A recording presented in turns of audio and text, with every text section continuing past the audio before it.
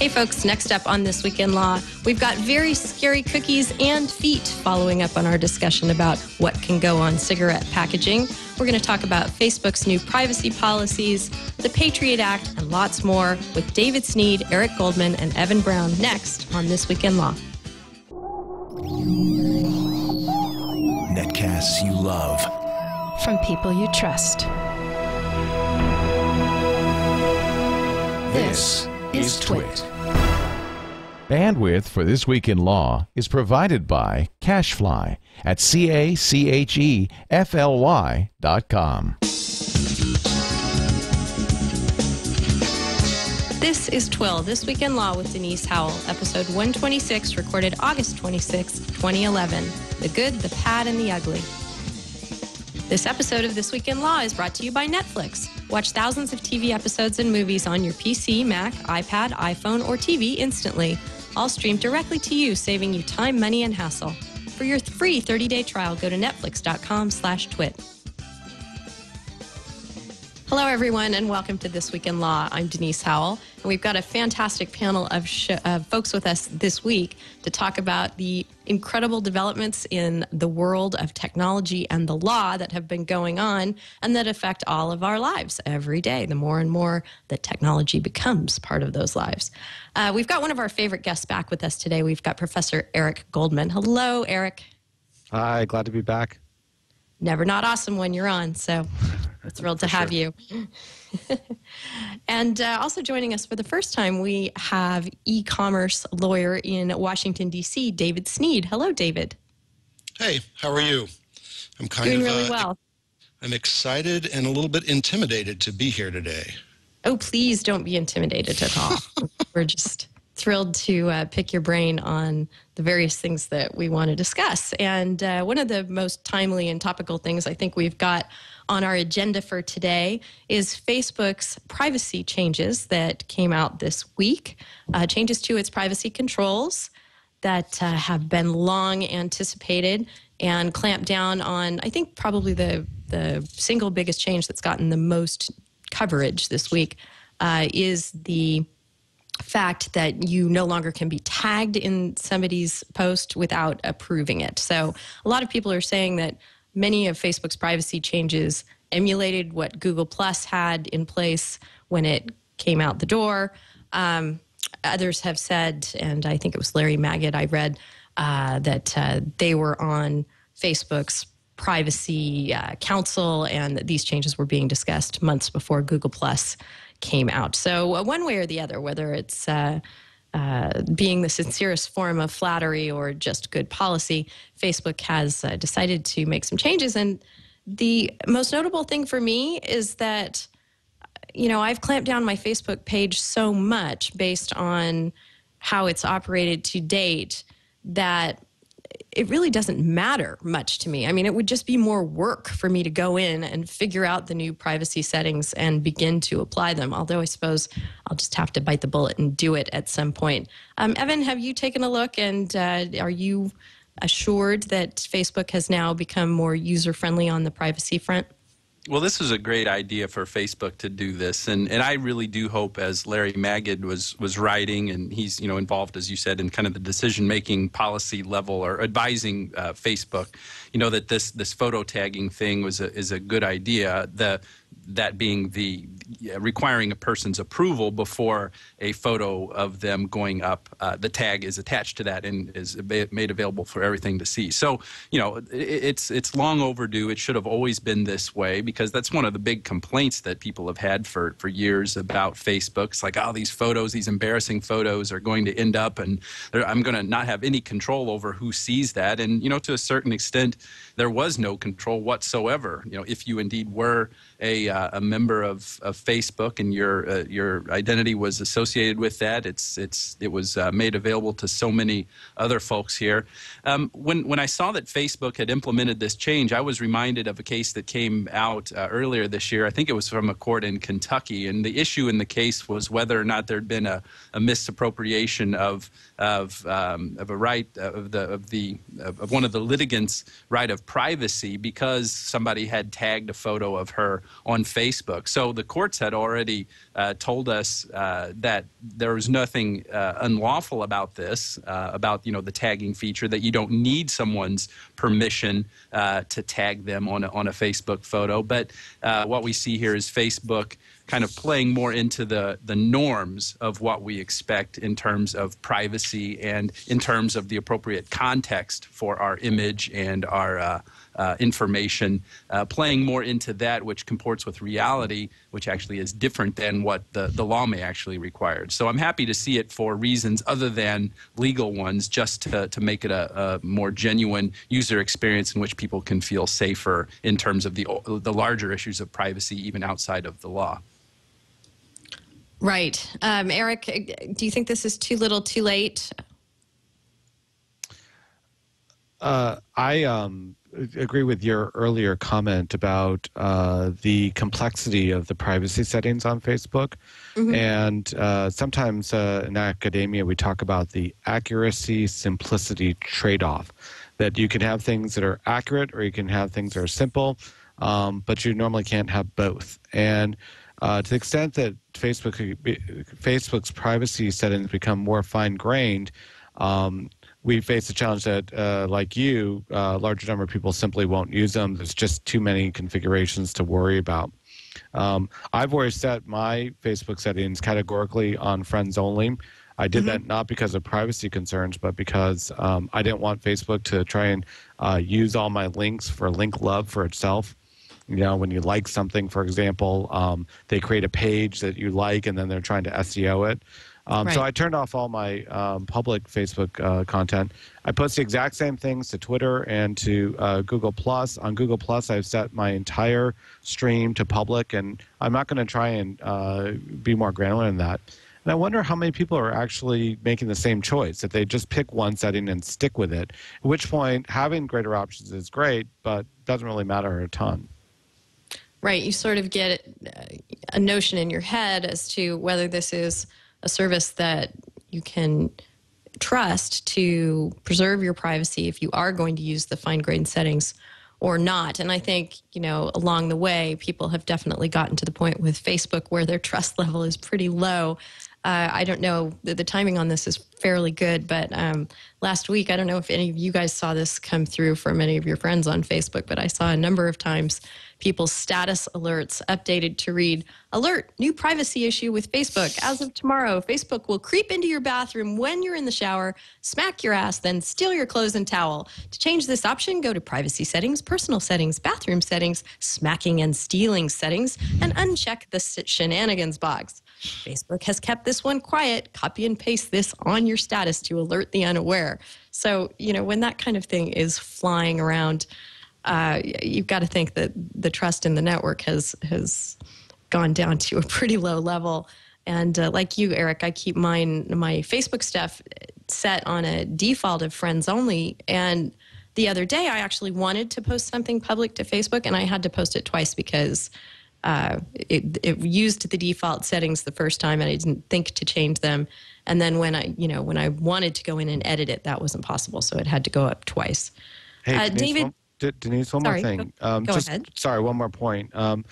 Whether or not Facebook made its changes in response to Google+, there's no doubt that Google and Facebook are going toe-to-toe competitively, and that strikes me as only a good thing, that here in this area, competition will be our friend, that we'll get better results from both companies because of the fact that they're beating up on each other.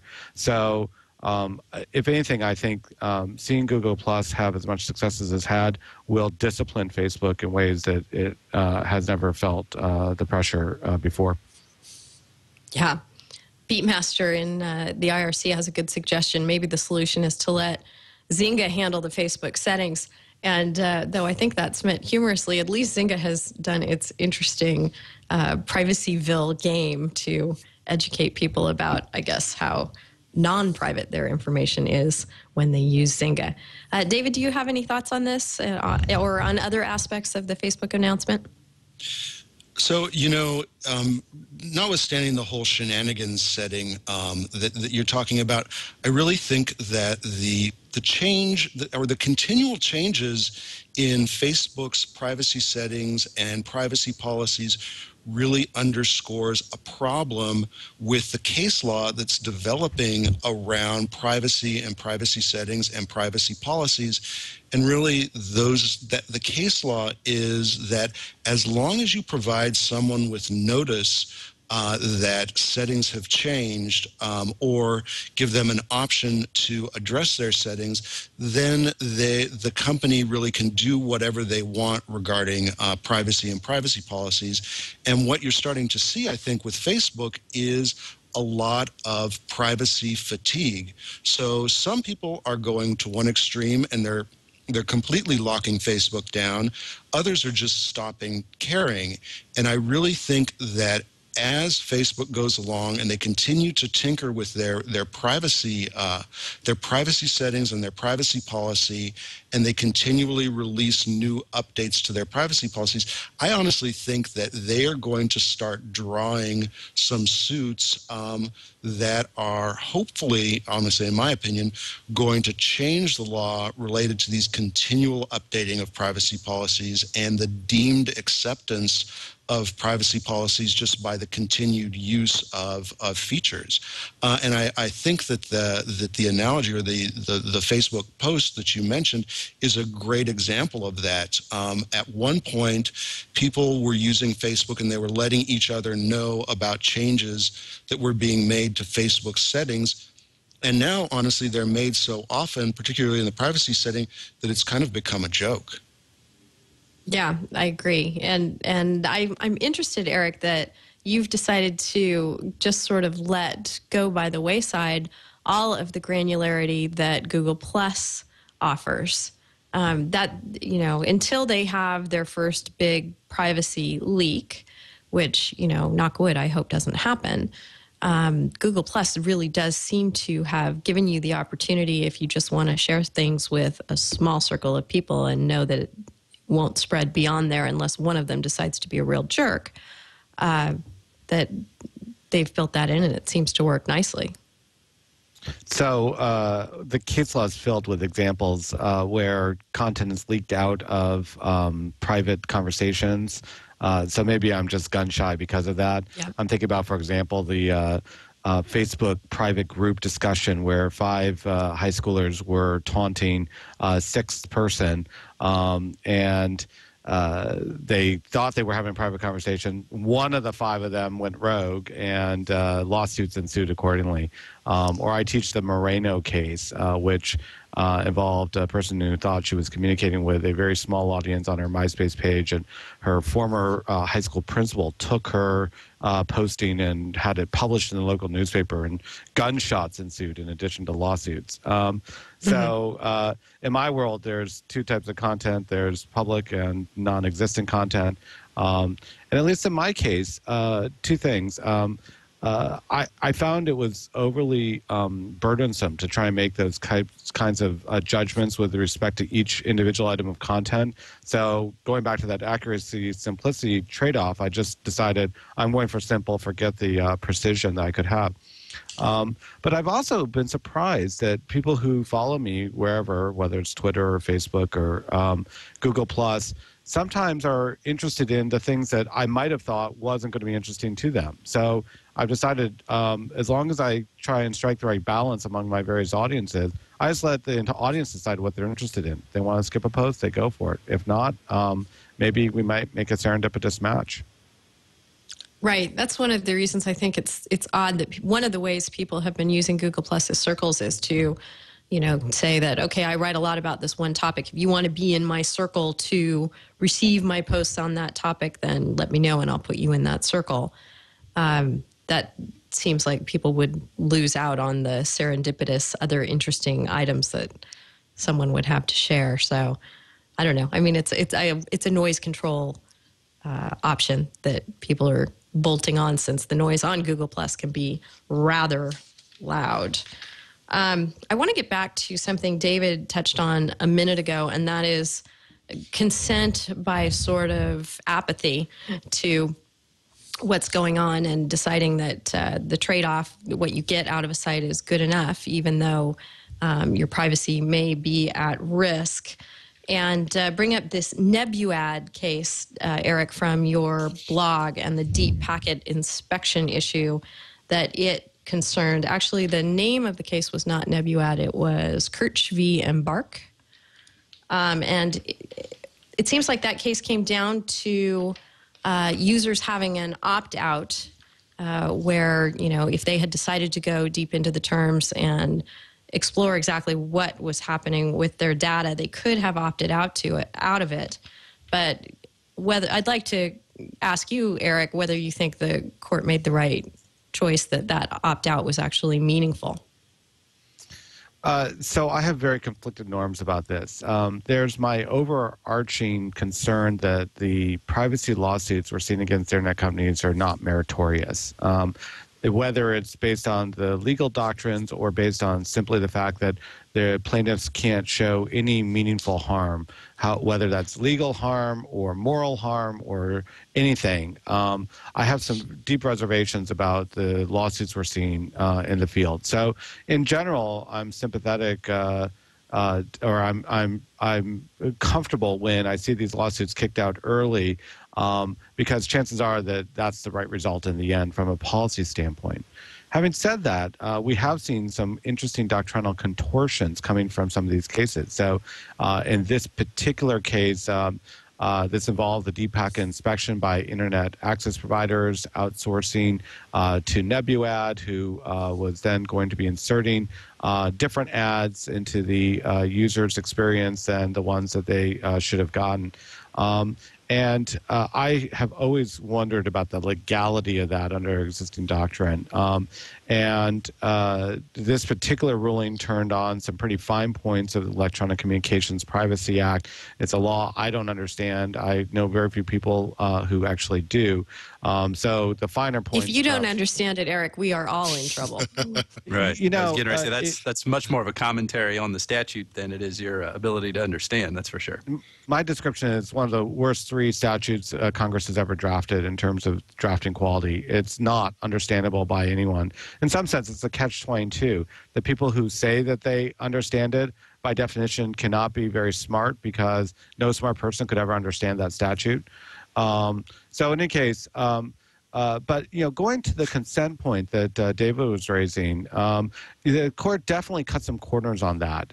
It was very generous to the internet access provider, both in terms of the initial disclosures and then the ability of the internet access provider to amend those disclosures over time. The court could have said, and perhaps should have said, that the internet access provider did not make adequate disclosures, and the court just seemed to wave its hand and say, I don't really have a problem with what's going on here, so I'm going to look the other way with respect to the practices of the internet access provider. So in that sense, I share David's concern that maybe we're seeing some doctrinal hacks to get to what is, in my opinion, a sound policy result. Right. David, what do you think about that? Well, I agree with Eric about this issue of deep packet inspection. I have a real hard time with deep packet inspection and whether or not it really impacts people's individual privacy. Obviously, what's happening with these cases is that people like me who make their living drafting privacy policies are coming up with these privacy policies that are so intensely broad that they can capture anything. So really what you're ending up with and what courts are having to struggle with are privacy policies that in essence say, we can do almost anything we want with your private information whenever we want, as long as every once in a while we give you notice about this really broad category of data we might be having access to.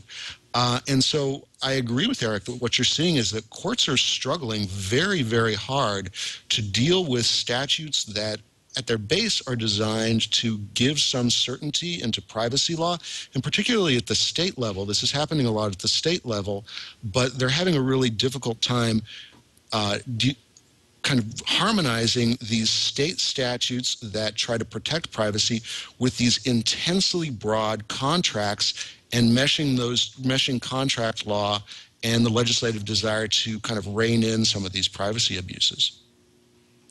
Hey, Right, well, David. go ahead. Hey, David.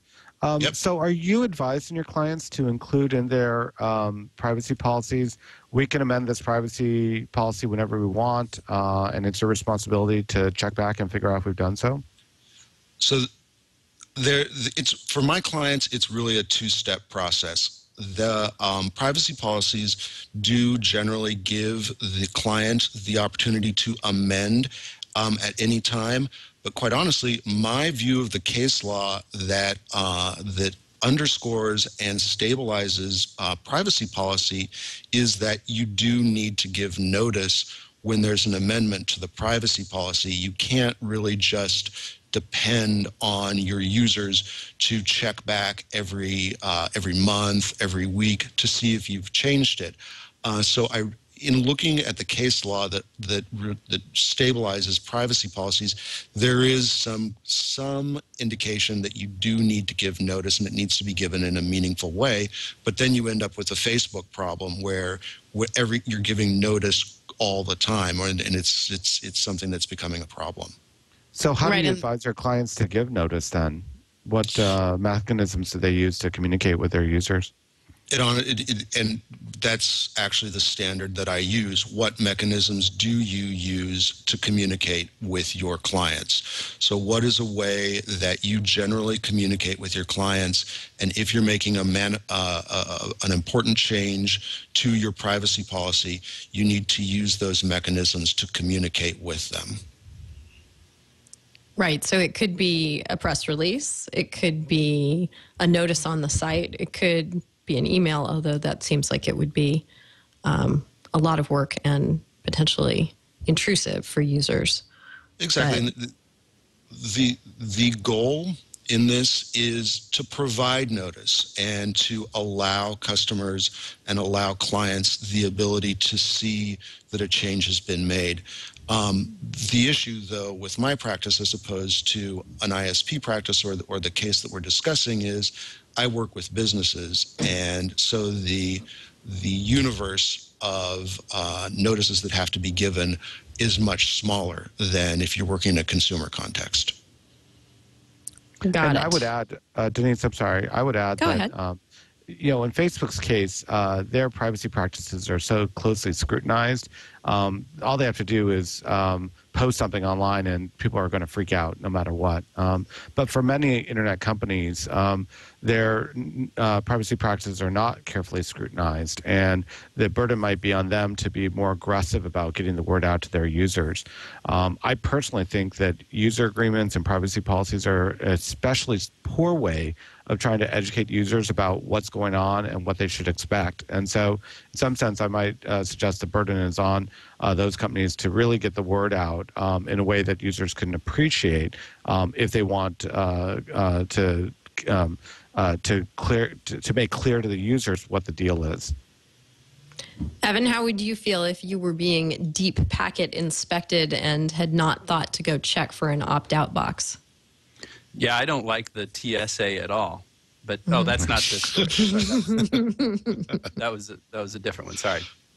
Am I frozen up on your video too? I'm like, at least it's a decent shot there. So, I just, this is one of those questions where it seems like what happens at the internet service provider level is shrouded in so much more mystery than what goes on when you're using some kind of web platform or website like Facebook or something like that. Because, your interactions with them are right there, and the information that you are disclosing to them is the information that you actually post on the site. For example, Facebook, your connections and your photos and stuff like that. But so it's a little bit more ominous when you think about the ISP looking at the packets of information that are going through the system in this big monolithic building somewhere in the black box, and so to me it's kind of different in nature in such a way that perhaps there should be somewhat of a different treatment when it comes to the way that data is treated at the internet service provider level rather than at the web service provider level, because the information is so much more fundamental. It's so much more comprehensive because it's all of your web traffic, not all of your internet traffic, not just the traffic or the particular information that you would choose to disclose to one site. So in a certain sense, it's almost as if that characteristic of it, the mystery, the shroudedness of the information and the comprehensiveness, really merits sincere scrutiny as to what the privacy understanding of the user is at that level, at the ISP kind of level. Right. Well, this is not the only recent case that has come down against a plaintiff in a privacy-related action. As long as we're talking about deep packet inspection, we may as well discuss flash cookies and history sniffing. Eric, you had another action, the Bose versus InterClick case that that Venkat wrote about on your site, and you weighed in with some very cogent comments. Why don't you bring us up to speed on that one? So there's been a variety of lawsuits over different ways that websites place cookies on users' computers. We had those lawsuits going back over a decade. The InRead DoubleClick lawsuit from 2001 basically said there's no viable cause of action for placing ordinary cookies onto users' computers. But marketers keep coming up with new ways of placing cookies or other unique identifiers on users' computers. And I would point out that technologically, increasingly, people may be able to uniquely identify a computer without any cookie of any sort. That, for example, the EFF put out a nice report about how people could determine a unique computer based on its browser configuration and settings, at which point then you don't need to place anything on a user's computer, can still figure them out. But meanwhile, people are still putting cookies, and they get new names because they become increasingly scary. So there's the Flash cookie, which comes in via Flash as opposed to the web browser. Or there's these super cookies, which people talk about, which allegedly respawn themselves even if you've deleted the cookie. And I think, we're kind of like, the marketers go us through the tiers of their promotional levels. You start out with your bronze, silver, gold, platinum, titanium. We're kind of going through that with the cookies. Each cookie variation we get is becoming increasingly more scary. But the overarching problem from a legal standpoint is that it's not clear how any cookie causes any user any harm. It takes up a de minimis amount of space on the user's computer, and the tracking might be objectionable, but may not cause the user any harm that we can recognize as a legal standpoint. So we've now had a couple of cases that have tossed out lawsuits over unwanted cookies because the plaintiffs could not allege sufficient harm. They didn't like it. They should not have been forced to take cookies they didn't want, but the law has nothing for them. Right, and it seems like the judge in this case was really unsympathetic to this kind of claim at all, going so far as to say that even if the plaintiff had taken steps to prevent the cookies and the data collection, it would still be insufficient to assert a claim that, if you'd actually taken affirmative steps to use a cookie blocker or one of these browser extensions that purports to protect you from being tracked, and that the defendant had taken the additional step of trying to disable those measures, it still would not be actionable. That strikes me, we're talking about claims that are kind of buckled onto this situation that may not have been designed for them, such as trespass to chattels. But it seems to me that you start messing around with somebody's property at some point when you're going that far. What do you think, David? Well, actually, I was going to follow up particularly with your comment on trespass to chattels. I honestly wonder when one of these trespass to chattels suits or claims is going to work. All of these suits seem to have trespass to chattels claims in them, And quite honestly, the vast majority of judges just swat them down. I honestly don't know why they keep being included in these suits. So that's one thing that I was thinking about in both of these cases. The other thing that I was thinking about is in Eric's blog, I guess Venkat made a comment kind of along the lines of, where is the FTC in all of this? And that's something that I saw in the Kirsch, actually in the Interclick decision, where the judge was talking about unfair and deceptive trade practices. And I do think in some of these privacy and advertising suits, there is a good role here for the FTC dealing with unfair and deceptive trade practices, and I really do wonder where they are and why these claims are not being made maybe at the federal level. David, if I can just jump in on that, that's a great point. And I would point out, for example, that the FTC brought an enforcement action against Chatika for promising that it would remove users' cookies and then only doing so for 10 days. Now, that was a mistake on their part, or so they claim. But the FTC said, if you're going to give people the option to remove it, you can't then only remove it for 10 days. That violates people's expectations. And so the FTC is paying attention to cookie problems, and where people are being misled, that very well may be within the FTC's ken. Right. Eric, you had some comments at the end here that were sort of a smackdown for both sides of the case, that plaintiffs should not be bringing lawsuits over cookies because ever since DoubleClick, they've gone nowhere, and that ad networks should not be trampling on people's expressed preferences and expectations. But at the same time, we don't know that legislation is the best way to ensure that they don't. It seems like your message to them is just do it without being compelled to do it. Do you really think that that's going to work? I have a hope, but I have no expectation. And I would point out that ad networks live in a very funky zone because they have all these direct interactions with users, but we can't say that users have a business relationship with them. It's not like the users choose which ad networks to participate in. And the ad networks have no branding visibility to consumers. It doesn't matter if the consumers trust the ad networks or not.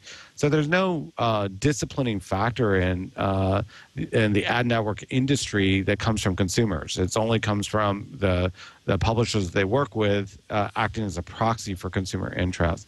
And because of that, ad networks can do a lot of things under the hood. Nobody ever knows about them. No one cares about them until they discover them. And in that sense, there is no incentive for self-regulation. But, it just seems very basic to me. If a user gives you more information about what they want and don't want, failing to respect that is just illogical. It doesn't make any sense. And failing to respect it is also, as David points out, a potential FTC problem. But more importantly, it's just going to force the regulators to sweep into the industry. And the ad networks will unquestionably be worse off. So I hope they get the message, but I'm not optimistic. This case, although I share your concern, Eric, that we not have a flurry of these cases by plaintiffs for any number of reasons, this one seemed compelling because of the argument that the plaintiff was trying to make, that this is my data and it's valuable and I should be able to control what's done with it and I should be able to benefit from that value, and that the court was not going for that concept. Evan, that's something we've discussed on the show quite a bit, and I think that the spin in this case takes it out of the frivolous kind of suit. Do you agree? Well, I guess so. And on that point, what I interpreted the court saying was that those weren't the kind of damages that the Computer Fraud and Abuse Act would talk about. It would only provide for economic damages, the things that actually you're damaged by because your computer system is messed up. And that, to a certain extent, it's a bit to make that kind of argument under something like the Electronic Communications Privacy Act or the Computer Fraud and Abuse Act is a little bit anomalous, but that doesn't obscure the fact, or that certainly does not change the fact that value, whether it be economic value in terms of what remedies the law will provide or something else, there's that certain dignitary value of that information that ought to be addressed somewhere.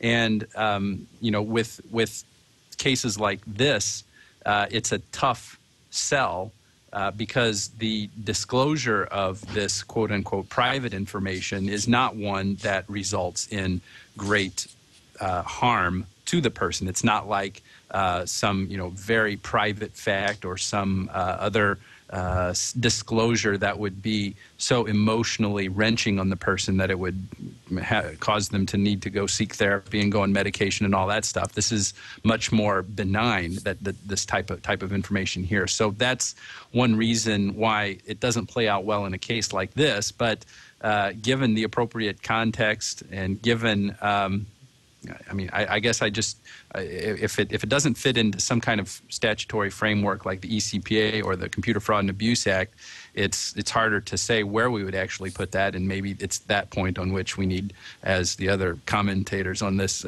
in this call are talking about, where is the FTC's role in all of this? The FTC should implement something that takes care of that consumer interest in some form.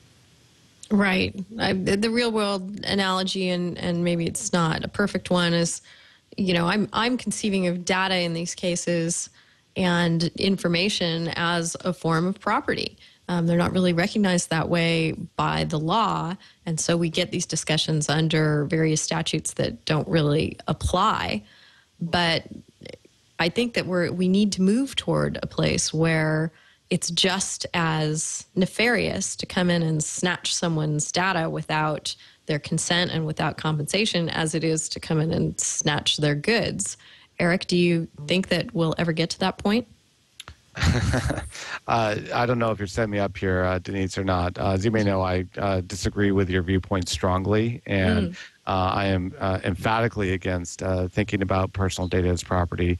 And I wrote a lengthy article on this back in 2006. Can I dump the link in the chat room, or am I going to? Absolutely, yeah. I'll put the link in the chat room to the article that I wrote, where I talked about this. My broad outline is that personal data is just an input into marketers trying to better solve consumer needs, and we don't want to propertize that input because it will actually prevent the marketers from doing things that would be socially valuable to us. We may decide that there are certain outer boundaries of behavior that we have to restrict, but in the main, the whole point of marketers collecting data is to do a better job of trying to anticipate our needs, and we want them to do that, and we should make it easier for marketers and consumers to make matches with each other, not to make it harder. So I will lay out a lengthy defense of that point in the chat room, but certainly I'm not I'm not on the same wavelength as you in terms of either that we need to go there or that would be an advisable thing. Okay, point taken. I just would wonder whether such a broad perspective is appropriate. Not everybody would buy into the kind of ecosystem you just described, and the opt-outs, I think, to that need to be meaningful and obvious if we're going to go forward that way. Well, I'm sorry, Denise, to chime in on that some more. Yeah. Ultimately, this is something where technology can solve many of our problems. Now, when we're having an arms race over the placement of cookies, you might say that some people are taking technological steps to suppress the cookies, and then with these respawning cookies, the marketers are trying to bypass the express instructions of the users. So we do have these arms races, but there's a number of ways that technology can and I think will ultimately facilitate matches between marketers and consumers without the collateral damage of consumers feeling like they've lost control. And again, I lay out some of those in my paper that I'm about to post in the chat room. Great. Thank you for that. Evan, what was your thought? Well, can't we all just get along? You two stop fighting over this stuff.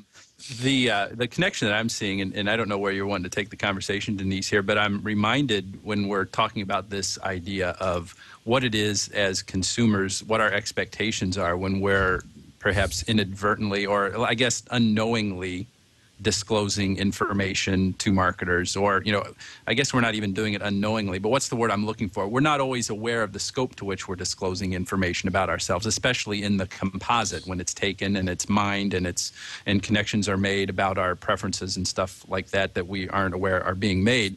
I'm reminded of the similar issue, or I see a similarity to the issue here of what our expectation is on the location data that we're constantly transmitting about ourselves, and what our Fourth Amendment interest is in that, or more generally what our privacy interest is in that. So there's a certain analogy that can be made as to what our expectations are and what sort of right that we have in that information that we are not fully aware of the extent to which it's being disclosed. And there was a recent decision from a federal court that held that that there is a Fourth Amendment interest and a warrant is required for the law enforcement to get information that tracks a person's location from their cell phone, that data that's transmitted over time. So there's a certain commonality there, and whether we characterize that as a property interest or as a privacy interest, it's something that is personal. And I think it's worth examining kind of that interplay. What is the role and what rights does the individual have in determining how that information is used, whether you characterize it in terms of property or privacy? I see that connection in some sense. Right. Hold those thoughts, because I want to get to what the government can find out about us. We've been talking about what marketers and businesses can.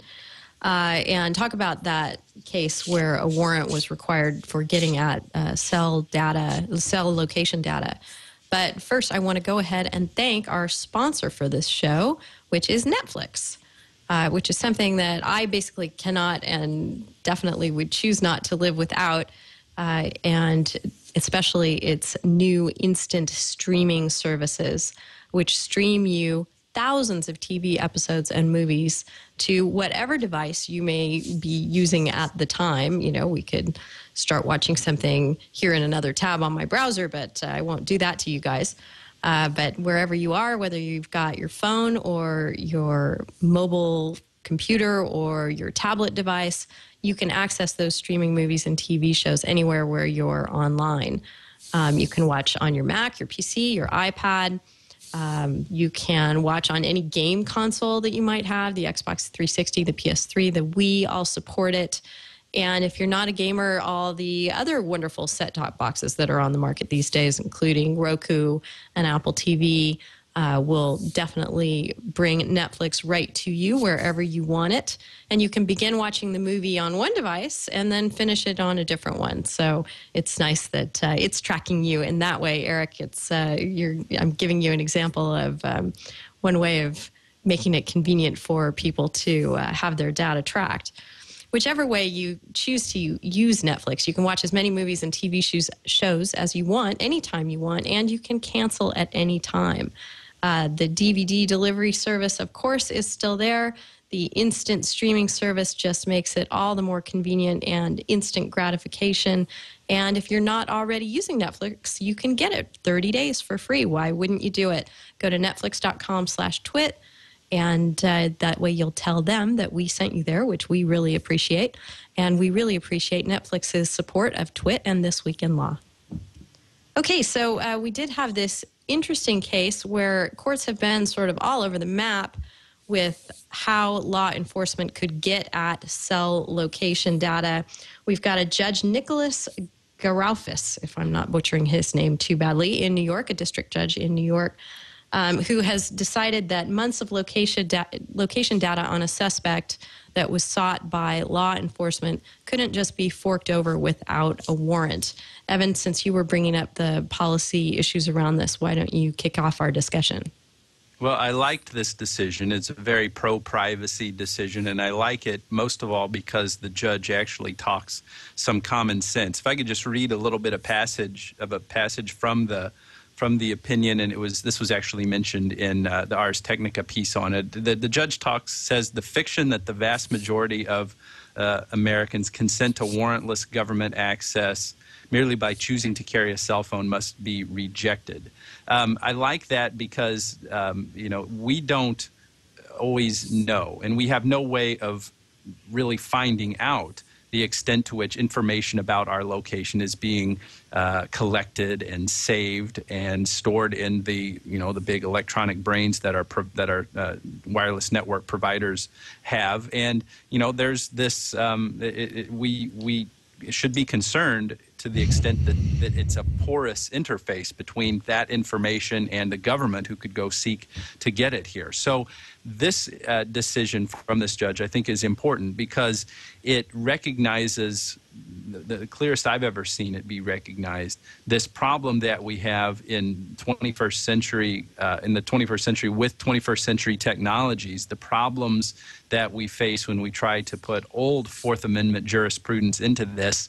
For example, the idea that once you disclose information to a third party, or once something is provided to a third party, you lose your right of privacy in that. I'm oversimplifying it, but that's the third party doctrine in Fourth Amendment jurisprudence.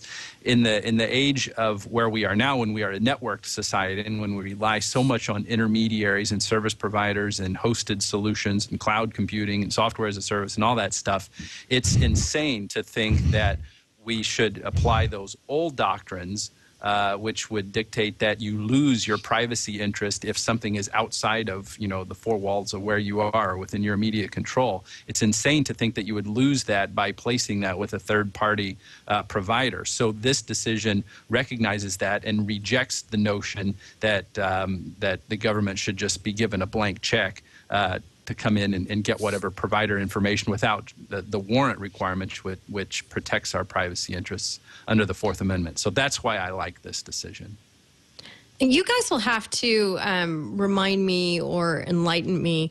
Aren't we dealing with a world where it's very easy for law enforcement to go to cell providers?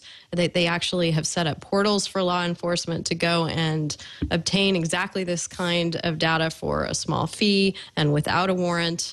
And so, Eric, let's start with you. Do you think that this case is a threat to that kind of arrangement?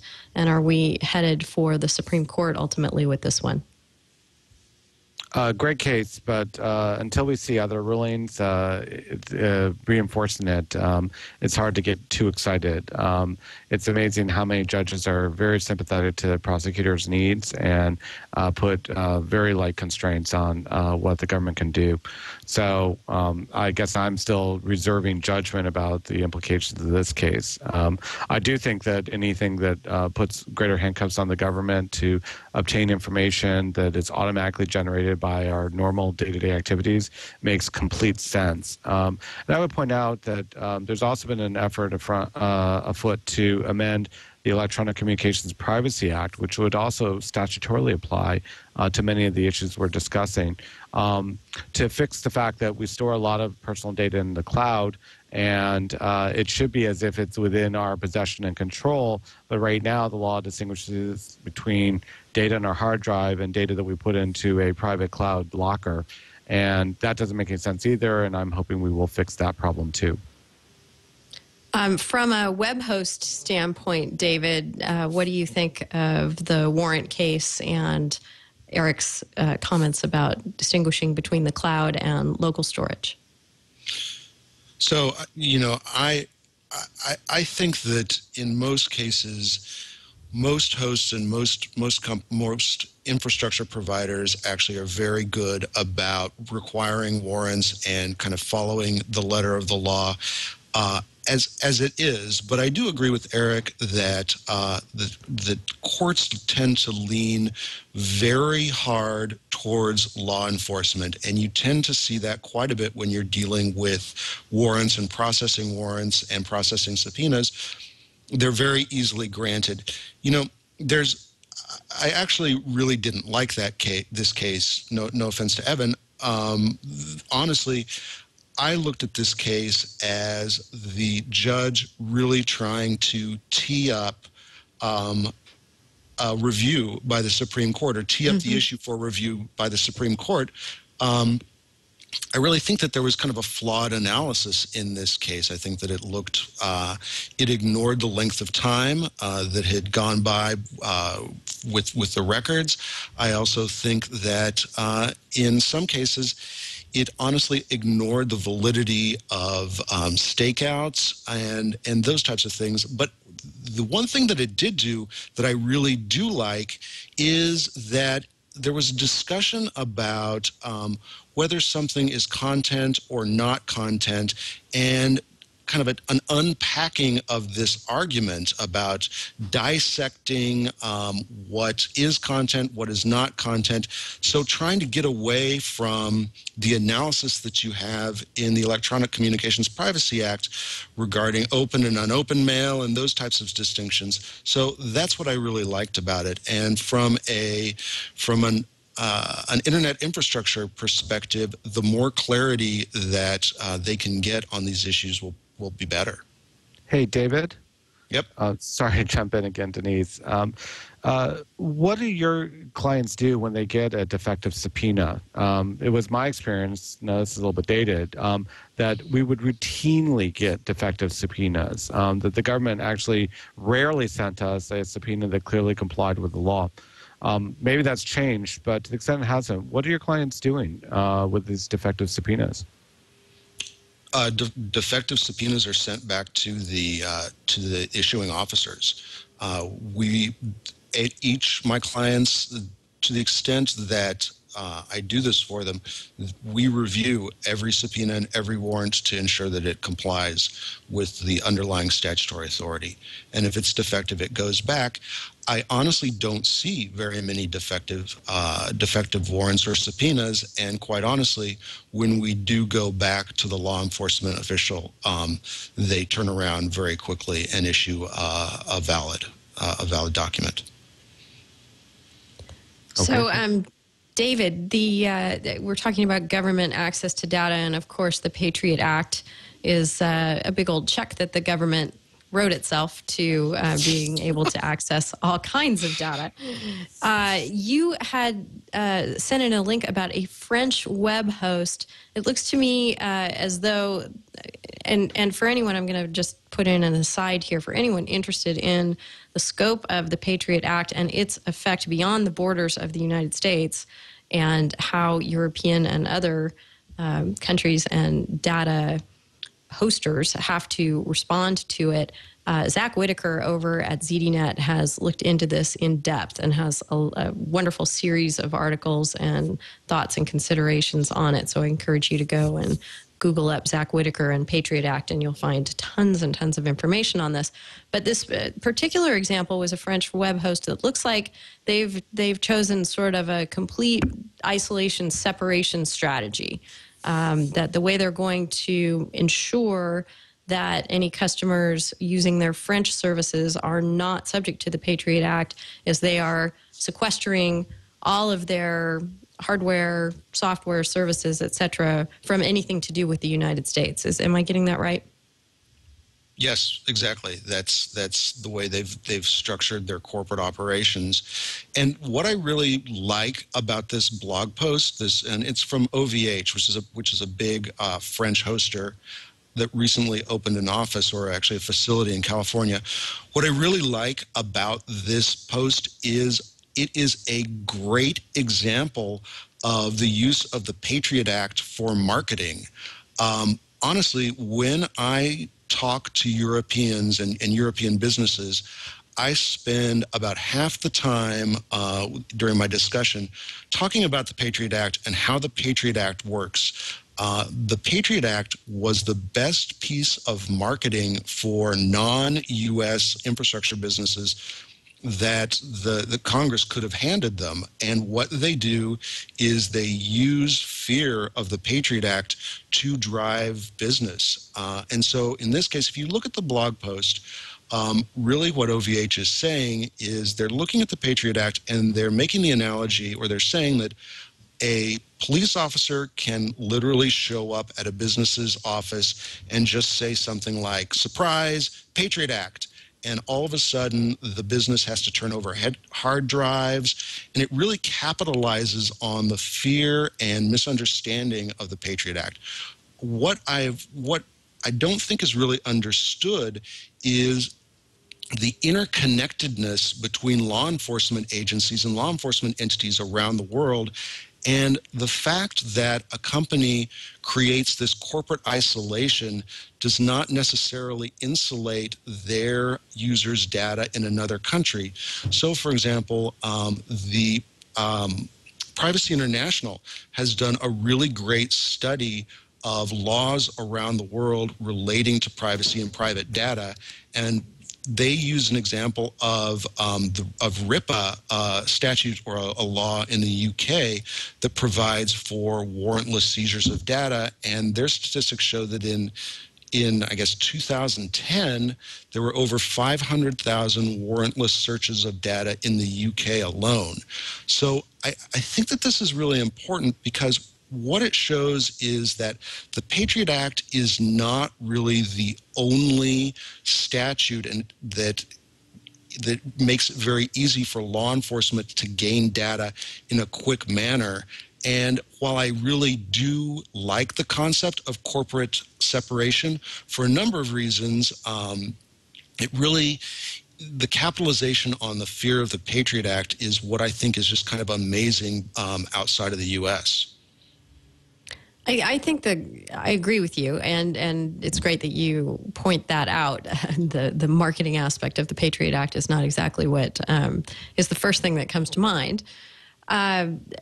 The complete separation isolation strategy, I think, is sad and economically retrograde in today's day and age, that we've forced companies to build these sort of artificial walls to try and escape the reach of foreign data probing. Eric, do you have any thoughts on that?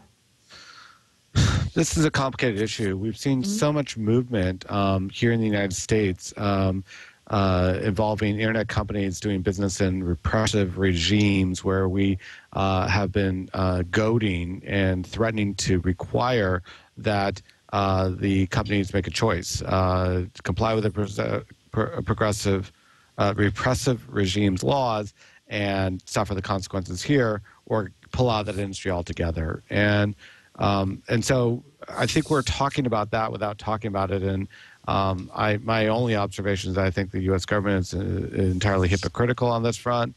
When we do things that cut short due process, or require companies to act as private censors, we think that's swell. And when any other countries do it, we think that they don't understand the First Amendment principles that are the bedrock of our country. Right. Evan, any thoughts on this before we move on?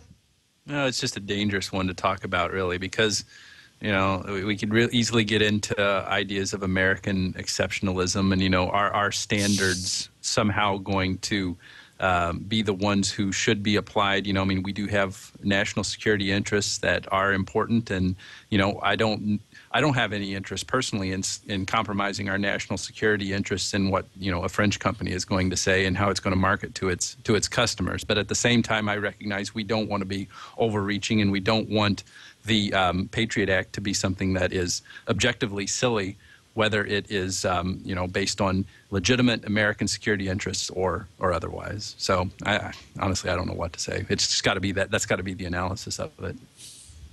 Alrighty. We can't do This Week in Law without touching on intellectual property in some way, and we've somehow managed to do that so far this episode. So let's get to some IP-related stuff. We had our two patent lawyers on last week and none on this week, so we're just going to have to bring this up for its entertainment value more than the actual rigorous analysis any of us can probably lend to it. But there's a wonderful bit of news this week that Samsung, in its case against Apple, its opposition to Apple's motion for preliminary injunction against sales of the Galaxy S, Infuse 4G, Droid Charge, and Galaxy Tab 10.1, is claiming that the video device depicted in 2001 A Space Odyssey is actually prior art. So they're going after the substance of the patents themselves based on a movie, which is just amazing to me. But as people were discussing it this week, and Patrick Igo, who is a patent lawyer in particular, has some posts on this, that there is actually some merit to claiming something from a movie as prior art that can challenge a patent. He's talking about enablement being the key, that as long as the pictures and drawing are enabling art, then they can actually be something that you can go after a patent with. Eric, are you? What do you think about this? Do you think that this has a prayer at all? Whether it does or not, it's clearly a publicity stunt to point out that our media depictions from 45 years ago, if I'm remembering correctly, anticipated things people are claiming under patent today. It really makes that point very well. One of my colleagues pointed out that actually the tablets look a lot more like the devices in Star Trek, particularly Star Trek The Next Generation. So whether it's in 2001 or in Star Trek The Next Generation, then the point is that a lot of the technology we're talking about isn't impossible to conceive of.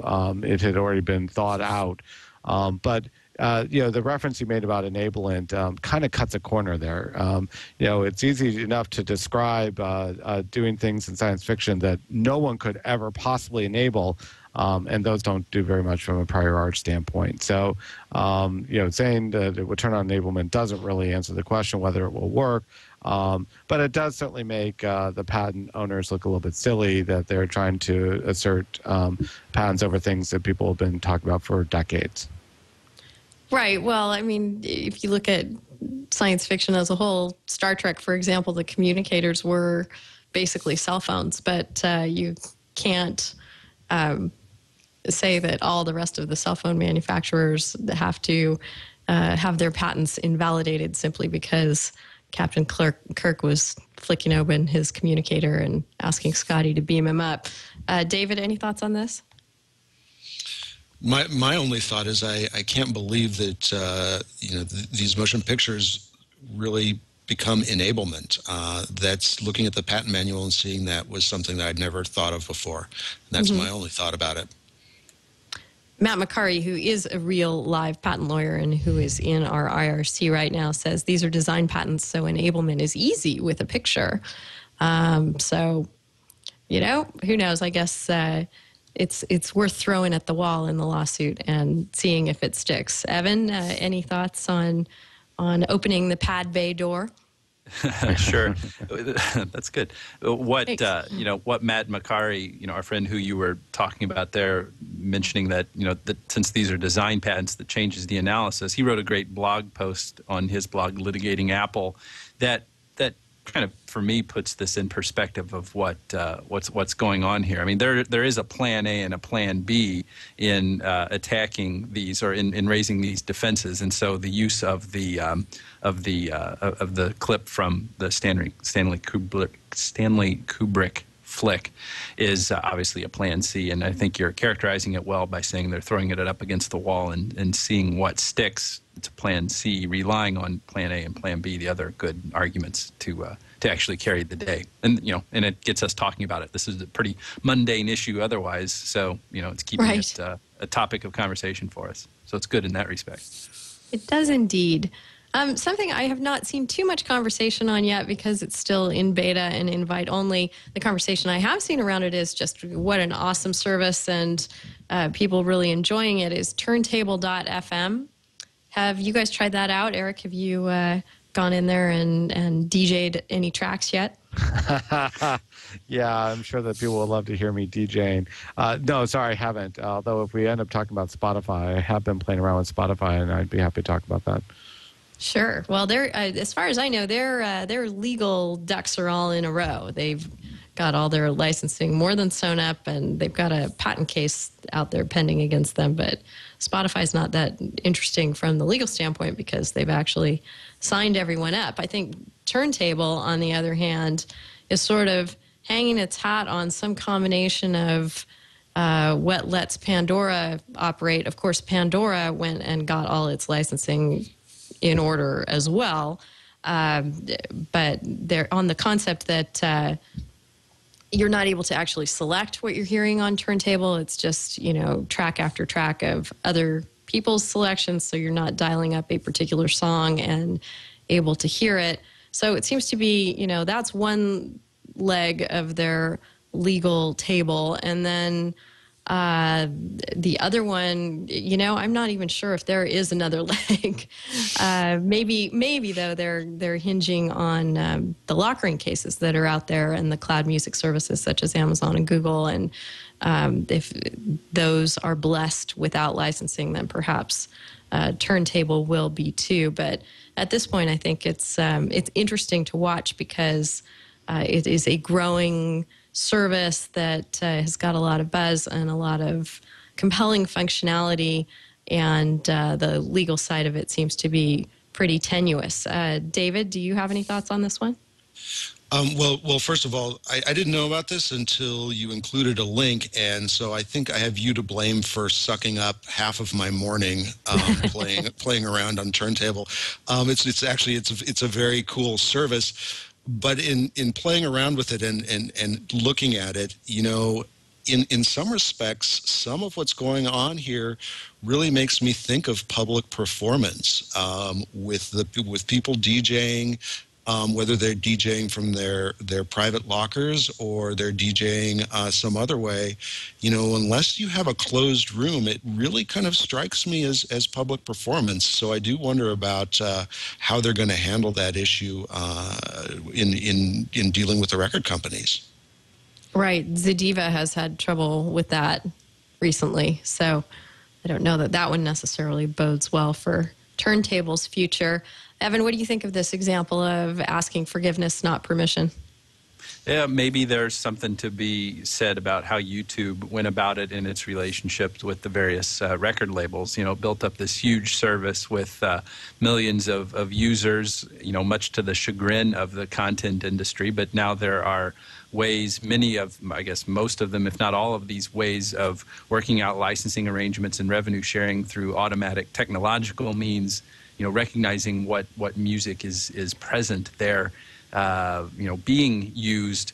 Maybe there's some iteration of that could come about here where everybody wins, everybody gets a piece of the pie, recognizing the popularity of it and the inherent appeal because of the sociality of it all. It would be a shame just to see it shut down. There are plenty of ways that people could think creatively of how to monetize this and even split up to the pie and give a few pieces to those mean old members of the content industry. Who knows? Right. As long as we're on music, I haven't really looked too closely at the MP3 Tunes decision, but if you have, Evan, maybe you could bring us up to speed there. Well, I have, and I'm going to defer. I'm going to look for help from David and from Eric on this. But it was kind of a mixed ruling. And Eric, I know you wrote about it, but what we get essentially is a holding. MP3 Tunes, as we know, is this locker service, and it had the side loading feature. And what we get as a holding is that they were entitled to DMCA protection for certain aspects of the service. The DMCA safe harbor immunity for certain aspects of it. They did, have a repeat infringer policy in place that the court found was effective, but it was not perfectly implemented because they did not fully remove the infringing tracks from the locker service, but only removed the links to those things. What else? I've just read through the case once. Eric, you've actually written about it. I was having a hard time figuring out the $64,000 question of how this actually translates into the future for the cloud music providers like Amazon and Apple and Google. That's a point where I'm a little bit unclear because of the mixed ruling. So I need to kick it over to Eric or David on this. Eric, I know you wrote about it. Yeah, but I don't think I'm going to answer your $64,000 question because I'm unclear myself. I think the biggest takeaway was that the record label in this case sent sent takedown notices that were overclaimed compared to what they could request under the statute. And the court said to the extent that you were within the statute and met the statutory elements, that was fine. But all the overclaiming is garbage, and don't do that. But at the same time, the more interesting piece was how MP3 Tunes handled the takedown notice. As you point out, Evan, they took down the links, but they didn't take down any files that had been stored from those links, even though they could trace the origin of those stored files to the links. So they knew which files had been downloaded from the links that they were now blocking. And it really raises a conflict between the takedown policies and the notion of private lockers. The idea behind private locker is it's like my hard drive. Nobody should be able to take things off of it. And under the online safe harbors, it seems to suggest that it isn't like your hard drive. And the service provider must take down the files from your private locker. So, as you're going around on the internet and archiving things for your personal enjoyment, if you put it in the cloud, this case seems to suggest that it might not be there the next time you go back. And I think that's troubling. And I think that MP3 Tunes was trying to avoid that result, and they got their hands slapped because of that. David, have you been following along with Michael Robertson's businesses since mp3.com? And do you have any other thoughts on this case? Well, there were four things that I liked in this case. The first thing, as Eric pointed out, is this slapping down of the overbroad DMCA notices, where here we're going to give you 100 links and we're going to say, and everything else. I really liked that aspect of it. Another thing that I really liked was the discussion of the file sharing and saying that it was not inherently infringing. That's something that the RIAA and the MPAA are really going after. They really want courts to start determining to hold that these services are inherently infringing. And, you really only need look as far as the domain name seizures, the affidavits that back those up, to see where they're going with that. I also like the decision regarding search engines, that you typing something into a search engine or the search engine that they used, the fact that they indexed possibly infringing works was not itself bad. And the final thing was that EMI acknowledged that it distributes songs for free, and in some cases had no way of knowing whether it had the right to claim ownership in those songs. So there were four things that I really liked in this decision. Good. Well, thank you for summarizing those for us. I have some updates on some things we've talked about recently on the show, just so that we are complete and follow up on the things that we cover. Last week we talked about, I think it was last week, we talked about a law in Missouri that, if enacted, would prevent teachers from being able to have anything but public discussions with students on social media sites like Facebook, any other kind of web forum. It would need to happen not in an exclusive kind of way. It would need to be in public. A judge has actually stepped in and blocked that law from taking effect because of the free speech concerns involved. And so I guess that it will be shelved at least until February. That's how long it's enjoined anyway.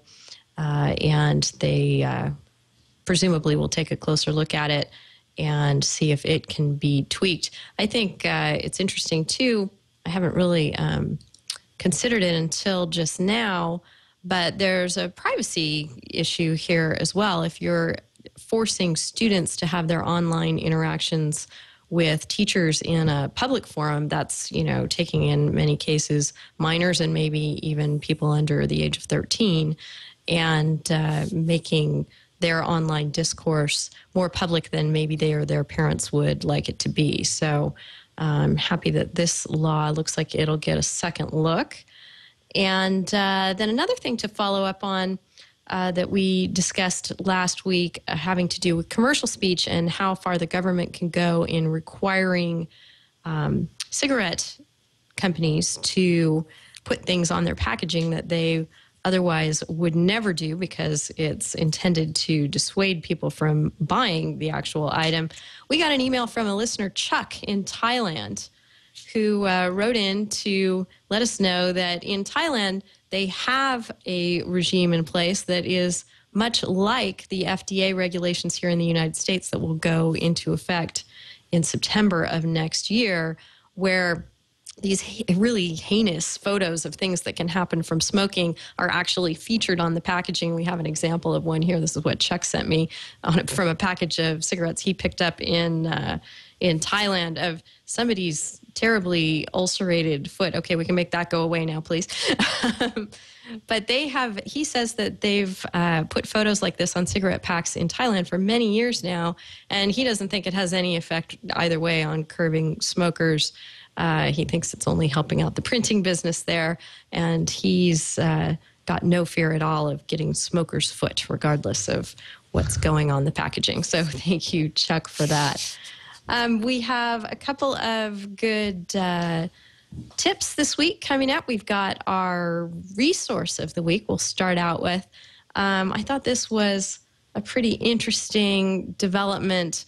It's called a non-LG Legal Resources for Anonymous People from the National Lawyers Guild.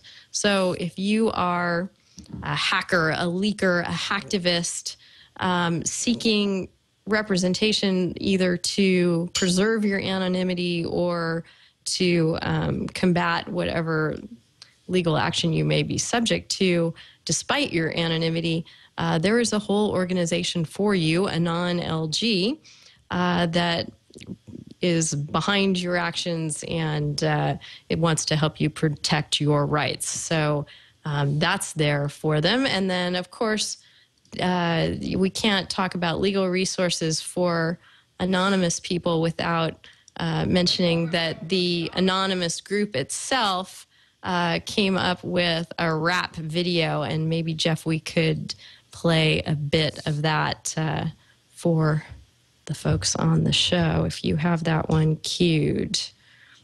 They call themselves anonymous. They are hackers on steroids. Police say they have arrested 3 suspected hackers believed to be part of an international network. A group calling themselves Anonymous has vowed to destroy the Church of Scientology. Anonymous, the group responsible for Operation Payback, which temporarily crippled the websites of MasterCard, Visa, and PayPal. We are Legion. We are Anonymous. Distributed denial of service to Bob the Stack will drag when DOS attacks. Suits without a head get scared and shit. They slash see what we lack. A sense of compassion. And justice must be swift. How So not only are you able to protect your identities, etc., but hopefully a non-LG will also provide any legal services related to IP infringement that they may be necessary from your anonymous wrapping and sampling activities.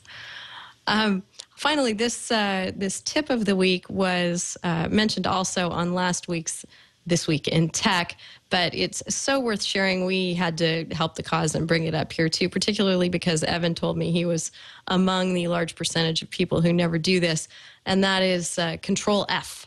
That there's I was afraid of what you were going to say there. Yeah. Thanks for making it benign.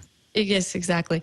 Over on Slashdot, there's a post about Google search anthropologist Dan Russell saying that 90% of the people in his studies don't know how to use Control F to find a word in a document or a web page.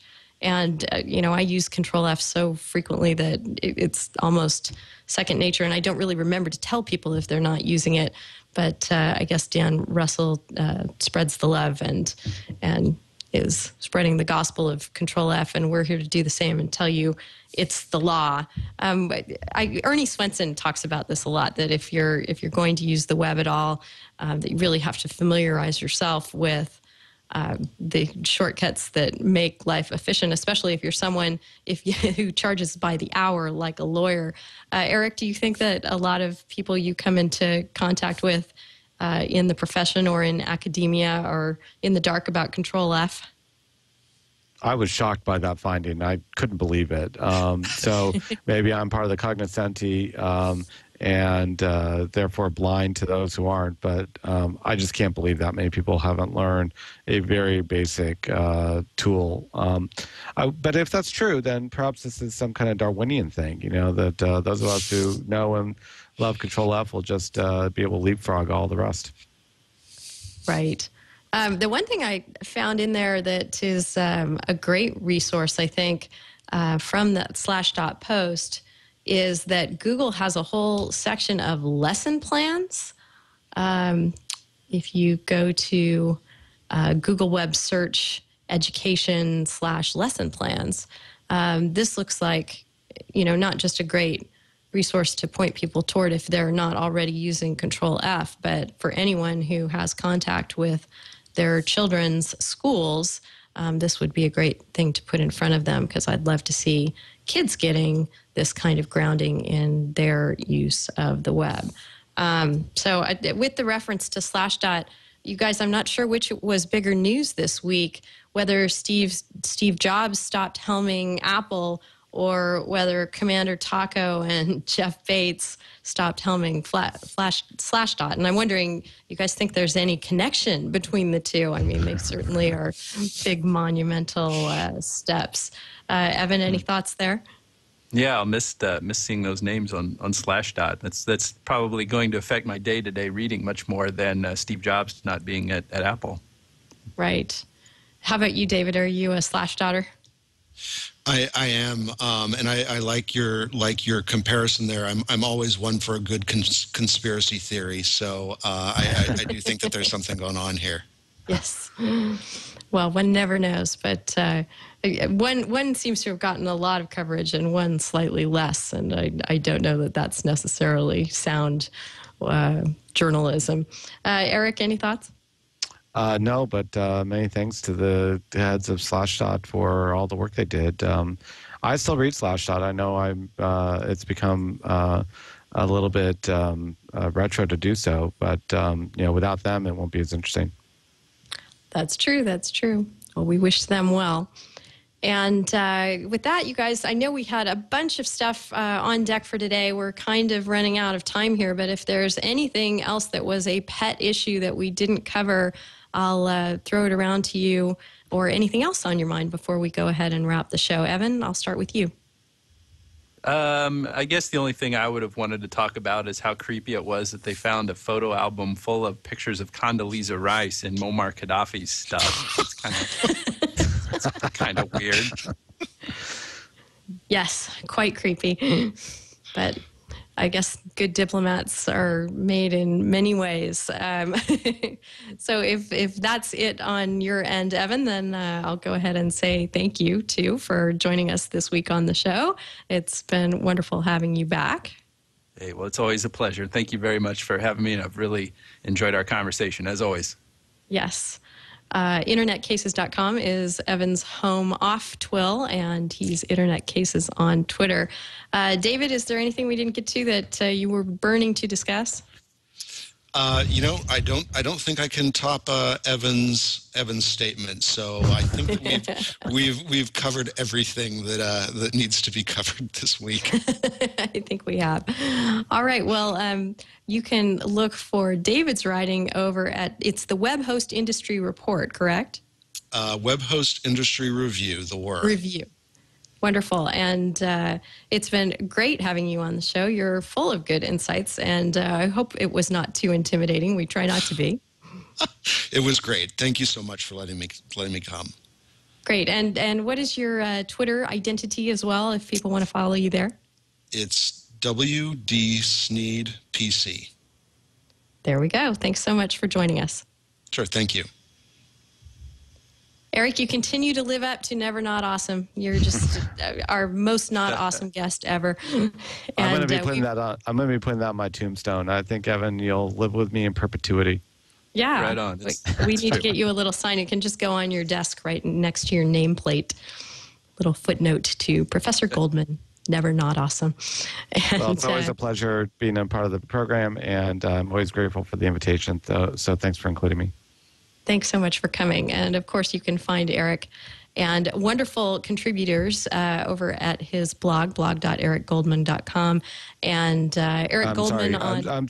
I'm sorry, Denise, URL problem there. Sorry. blog.ericgoldman.org. I've not been able to wrest ericgoldman.com out of the hands of another Eric Goldman. All right. Well, we will definitely find you at the right URL. And Eric Goldman on both Google Plus and Twitter, if I'm not mistaken. Yep.